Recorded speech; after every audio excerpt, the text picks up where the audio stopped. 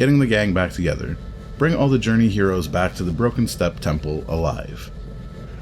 While this sounds like a fairly straightforward trophy, there are a few things you need to keep in mind to keep all your heroes alive until the end of the game. Here is a list of the things you need to have done in each chapter to be able to get this trophy. Chapter 1 and 2, the Bounty Hunter and the Pigman have nothing special that you need to do. As long as you complete their journeys, they'll be ready to be taken to the temple at the end. There is something optional with the Pigman, but we'll go over that for Chapter 5. Chapter 3, the Protector has the option of becoming the Wendigo at the end of his journey. This happens if you do the greedy things like selling the sheriff's badge, selling the titles to the people's land, and not accepting the truce.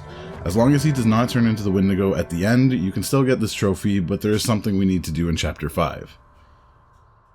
Chapter 4, at the end of the Werewolf, you have the option of activating or destroying the Blood Moon. You need to destroy the Blood Moon, otherwise everyone will be hostile towards you in Chapter 5. I have not found a way to do this in Chapter 5 if you have activated the Blood Moon, because even if you sneak up to speak to him, he will be hostile and attack. If I find a way around this, I'll post an update in the pinned comment of this video. Chapter 5. Once you are tasked with bringing the old heroes to the Broken Steppe Temple, you can immediately go and bring the Bounty Hunter. Talk to her at her house near Grackle, and she'll meet you at the temple. If you destroyed the Blood Moon, the same will be for the Werewolf. Talk to him at Absolution Hall, and he'll meet you there.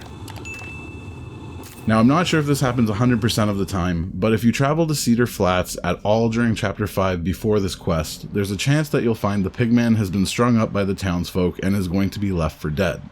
You have to rescue him or he will die and you cannot bring him alive. I don't believe there's a way of doing this without making the townsfolk angry at you, as they will just keep standing there and watching. Make sure to save before attempting this. The best way I found to deal with this was to run up, release the Pigman, and he'll start fighting everyone. Quickly find a horse and steal it to run away out of town, travel a small distance, then come back. The townsfolk will still be hostile to you, but if you don't fight back, you can either pay your fine or serve the time in jail. After that, you will find the Pigman in the jeweler's shop again, as long as he was alive when you ran away. Lastly, the Protector. If you travel to the thriving place where he should be, speak to anyone there and they'll say he went to Fort Glen to help stop the mutiny. Once you arrive there, you'll find everyone is hostile and there's no sign of the Protector. Work your way to the back corner where there are a bunch of graves and you'll hear some banging. Turns out they buried the Protector alive, so you need to dig him up.